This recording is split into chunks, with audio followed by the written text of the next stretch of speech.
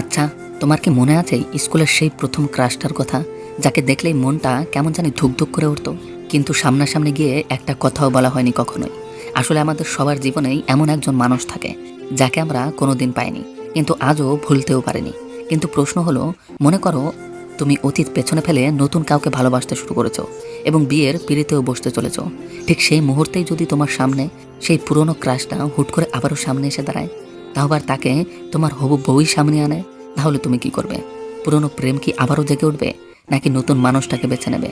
আজকের মুভিটি এমনই এক মজাদার গল্প নিয়ে, তবে গল্পটি অন্য ৮-১০টা মুভির মতো অত সহজ নয়। মুভিতে যেমন রয়েছে টুইস্ট, তেমনই মজাদার কাহিনীতে ঘুরপ্যাচ খাওয়া। মুভিটির নাম উইথ লাভ। হ্যাঁ, আজকের মুভিটি দেখে অবশ্যই স্কুল লাইফের সেই প্রথম প্রেমের স্মৃতিগুলো আবারও সবার তাজা হয়ে যাবে। তো চলো বেশি দেরি না করে একসাথে শুরু করা যাক আজকের এই গল্পটি। I love you. आइडिया है यार, तू क्या कह रहा मुझे कुछ समझ में नहीं आ रहा।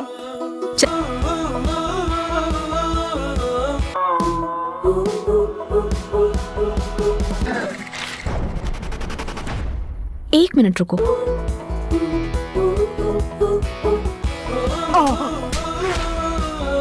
मनीषा मनीषा मनीषा मनीषा मनीषा मनीषा प्रेस मनीषा करने की कोशिश कर। গল্পের শুরুতে আমাদের সাথে পরিচয় হয় সাত্যা নামের এক ছেলের। সে পেশায় একজন ডিজাইনার।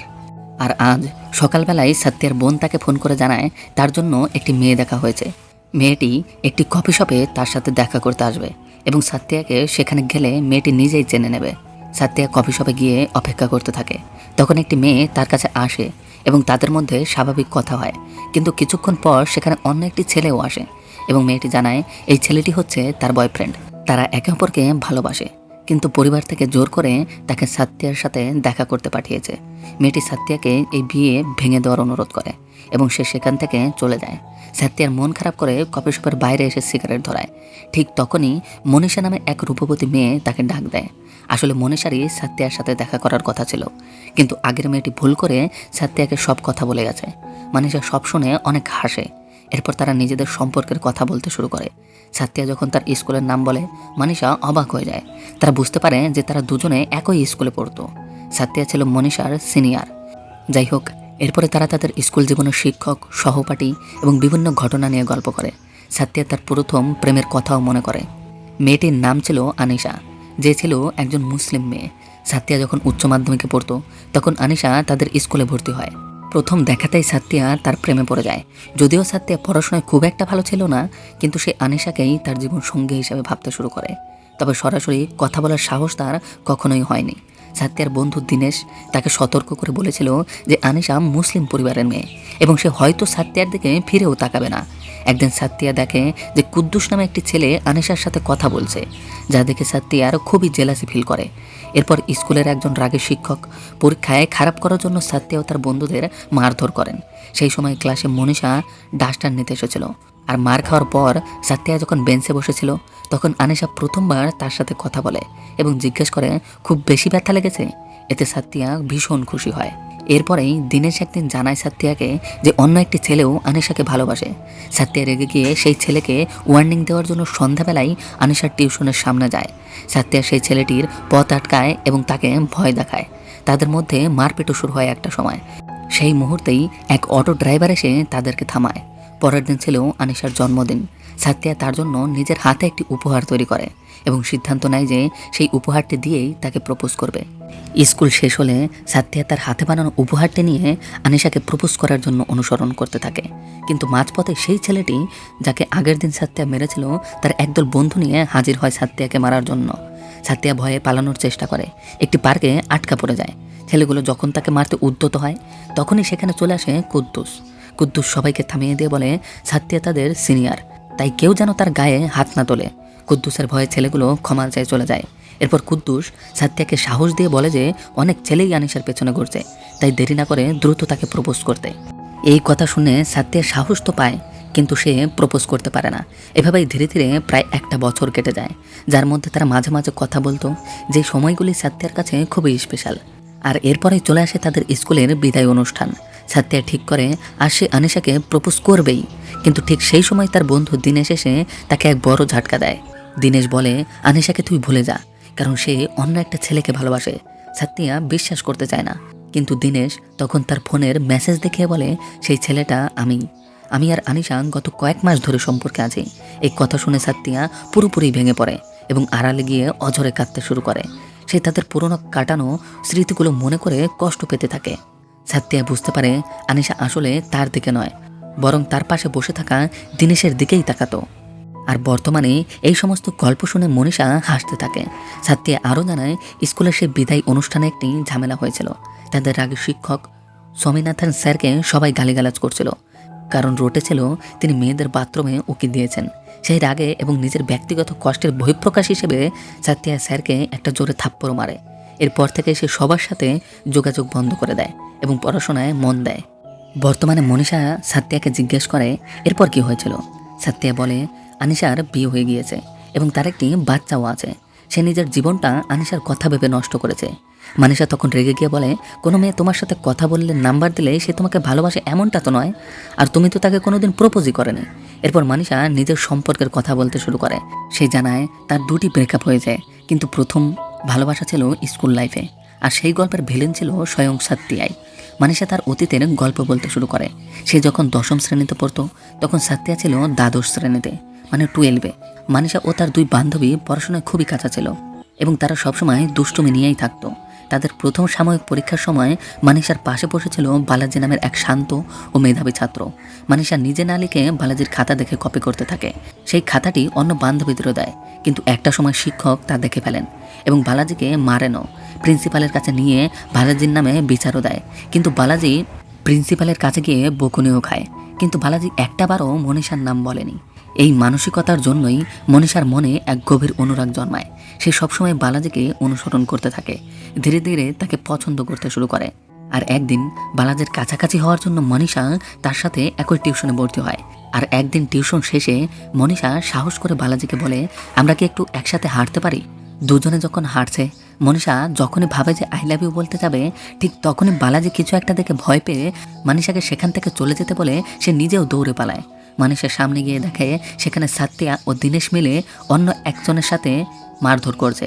এই মারপিট দেখেই মূলত বালাজি পালিয়েছিল। মনীষা তখন একটি অটো ড্রাইভার থামিয়ে মারপিট থামাতে বলে। পরদিন স্কুলে জানাজানি হয়ে যায় যে বালাজি ভয় পেয়ে পালিয়েছে। মনীষার এক বান্ধবী এই কথাটি সবার কাছে ফাঁস করে দিয়েছিল। ক্লাসের সবাই বালাজিকে ভিতুর ডিম বলে খেপাতে থাকে।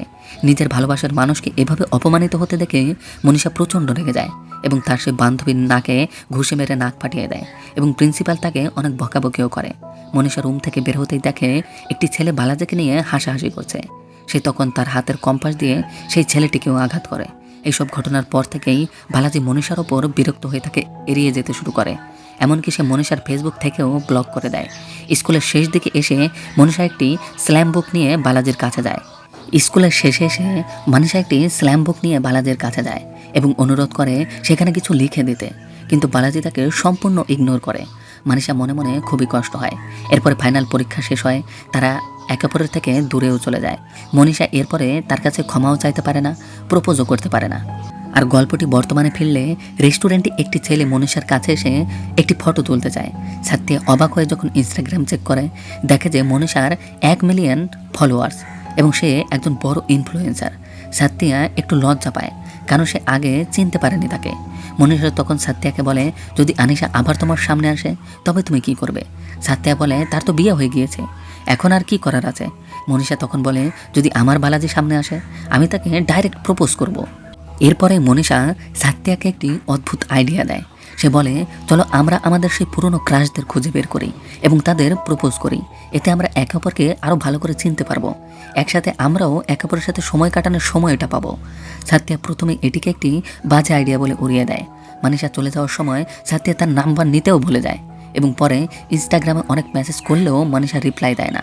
পরদিন সকালে হঠাৎ মনীষা নিজেই সাত্তিয়ার বাড়িতে হাজির হয় এবং নাম্বার না দেওয়ায় সাত্তিয়ার ওপর উল্টো রাগই দেখায়। সাত্তিয়া মনীষাকে তার ঘর ঘুরিয়ে দেখায় এবং সে জানায় তার মা মারা গেছেন, বোন শ্বশুর বাড়িতে থাকে এবং বাবা গ্রামে থাকেন। মনীষা সাত্তিয়ার হাতের রান্না খেতে চাইলে তারা দুজনে বাজারে গিয়ে মাংস কিনে আনে এবং একসাথে মাটন বিরিয়ানি রান্না করে। মনীষা খাবার খেয়ে খুবই প্রশংসা করে এবং জানতে পারে সাত্তিয়াদের আগে একটি হোটেল ছিল। সাত্তিয়া তার বাবার ওপর কিছুটা বিরক্ত, কারণ তার বাবা সেই পুরনো হোটেলটি আবারও কেনার জন্য ঋণ নিতে চাচ্ছে। যা সাত্যার একেবারেই পছন্দ নয়। মনীষা সাত্যাকে তাদের প্ল্যান সম্পর্কে রাজি করানোর জন্য তাকে মদ খাওয়ায়। নেশার ঘরে সাত্যা সব গোপন কথা বলতে শুরু করে। সাত্যার কাছে তার পুরনো বন্ধু দিনেশের নম্বর ছিল। মনীষা সেই নম্বরে কল দেয়। সাত্যার নেশার ঘরে দিনেশকে অনেক গালাগালি করে এবং আনিশার কথা জিজ্ঞেস করে। তখন দিনেশ স্বীকার করে যে সে সেদিন আনিশাকে মিথ্যে কথা বলেছিল। সে সাত্যা তাকে বোনের চোখে দেখে। এরপর দিনেশ নিজেই আনিশাকে প্রপোজ করে এবং তার সাথে প্রেম শুরু করেছিল। এই কথা শুনে সাত্যা কান্নায় ভেঙে পড়ে। এরপর দৃশ্যপট পরিবর্তন হয় এবং তারা দুজনে ট্রেনে করে কোথাও একটা যাওয়ার পথে রওনা দেয়। পথে মনীষা তার বাবার গল্প শোনায়। সে জানায় তার বাবা ক্যান্সারে মারা গেছেন এবং তার মা এখনও একা। মনীষা মজা করে বলে যে তার মা এবং সাত্যার বাবার বিয়ে দিয়ে দিলে কেমন হয়। সাত্যা রেগে গিয়ে বলে তাহলে তো আমরা ভাই বোন হয়ে যাব। এখানে মনীষা এবং সাত্যার মাঝে বন্ধুত্ব আরও গভীর হতে শুরু করে। এরপরে তারা তাদের পুরনো শহরে পৌঁছায় এবং একটি হোটেলে ওঠে। সন্ধ্যায় মনীষা সাত্যাকে নিয়ে তারা ক্লাসমেটের বিয়ে বাড়িতে যায়। সেখানে মনীষা একটি বড় রহস্য ফাঁস করে। সে জানায় স্কুলের শেষ দিনে সাত্যা কেন স্বামীনাথন স্যারকে চর মেরেছিল। তার আসল কারণ স্যার নিজে নন। আসলে মনীষার এক বান্ধবীকে তার বয়ফ্রেন্ড, যার আজ বিয়ে হচ্ছে, কিছু গোপন ছবি দিয়ে তাকে ব্ল্যাকমেল করছিল। স্যার সেই মেয়েটির কান্না শুনে তাকে বাঁচাতে গিয়েছিলেন, কিন্তু সবাই ভুল বুঝে স্যারকে মারধর করে। সাত্যাও না বুঝে তাকে চর মেরেছিল। সাত্যা যখন সত্যটা জানতে পারে সে তখন অনুতপ্ত হয়। বিয়েবাড়িতে স্বামীনাথন স্যারকে দেখে সাত্যা তার হাতে পায়ে ধরে বারবার ক্ষমা চায়। স্যার তাকে হাসি মুখে মাফ করে দেন। এতে সাত্যা খুবই ভালো ফিল করে। এরপরে হঠাৎ করে একদিন সাত্যা মনীষার ফোনে একটি ছেলের মেসেজ দেখে। একটু জেলাস ফিল করে সাত্যা নিজেও। পরে সে লুকিয়ে মনীষার ফোন চেক করে দেখে টেফি আসলে মনীষাকে জিজ্ঞেস করেছিল সাত্যা তার কে হয়, আর মনীষা রিপ্লাই দিয়েছিল সে আমার হবু হাজব্যান্ড হয়। এটি দেখে সাত্যা খুশিতে নাচতে থাকে।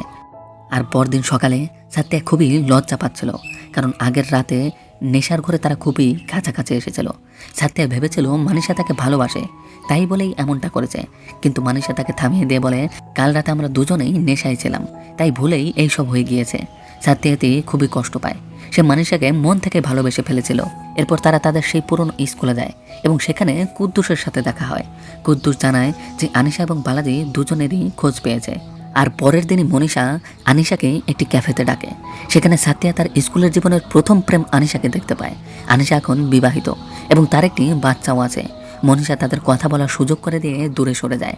আনিশা সাত্যাকে দেখে খুবই মিষ্টি করে হাসে এবং বলে দিনেশ আমাকে সব বলেছে, আমি জানতাম তুমি আমাকে পছন্দ করতে, কিন্তু তোমার কোনোদিন সাহস হয়নি সামনে এসে বলার। সাত্যা তখন সেই পুরনো উপহারটি দেয় যেটি সে বার্থডেতে দিতে চেয়েছিল।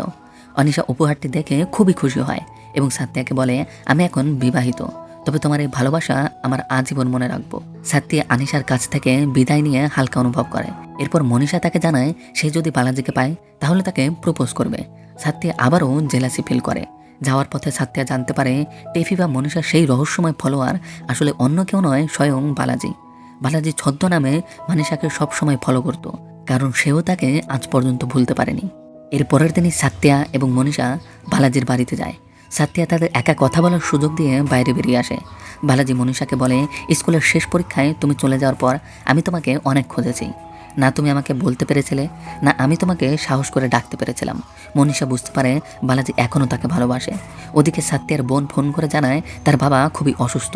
সাত্যা বাড়িতে ফিরে যাওয়ার আগে মনীষাদের ওখানে আসে। বালাজি এবং মনীষা একে অপরকে জড়িয়ে ধরেছে।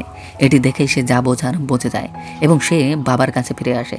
সেখানে সাত্যার বাবা অসুস্থ অবস্থায়ও জানায় যে তিনি ওই পুরনো হোটেলটি আবারও ফিরে পেতে চায়, কারণ সেই হোটেল তার মায়ের স্মৃতির জন্যই সে কিনতে চায়। সাত্যা তার বাবার প্রতি ভুল ধারণাগুলো এবার মুক্তি পায় এবং তাকে জড়িয়ে ধরে কান্নাও করে। সাত্যা তার বোনকে বলে সে তার বাবার হোটেল ফিরিয়ে দেবে এবং সে এও জানায় সে মনীষাকে ভালোবেসে ফেলেছে, কিন্তু মনীষা হয়তোবা বালাজির সাথেই থাকবে। সাত্যা এবার খুবই ভেঙে পড়ে এবং বাড়িতে একা একা মদ খেয়ে মাতলামি করতে থাকে। পরের দিন সকালে হঠাৎ মনীষা, বালাজি এবং সাত্যার বন্ধুরা তার বাড়িতে হাজার হয়। মনীষা সাত্যাকে একটি থাপ্পড় মেরে বলে তুমি কেন ফোন ধরছিলে না, আর কেন সবাইকে বলেছো আমি বালাজিকে ভালোবাসি। মনীষা পরিষ্কার করে দেয় যে বালাজি তার প্রথম প্রেম ঠিকই, কিন্তু এখন সে শুধুই সাত্যাকে ভালোবাসে এবং তার সাথেই থাকতে চায়, তার সাথেই পুরো জীবন কাটাতে চায়। সাত্যার সব শুনে আনন্দে আত্মহারা হয়ে যায় এবং মনীষাকে প্রপোজ করে। এভাবে একটি সুন্দর ও সুখী সমাপ্তির মাধ্যমে গল্পটি এখানেই শেষ হয়। যাই হোক, গল্পটি কেমন হয়েছে তা অবশ্যই জানিও।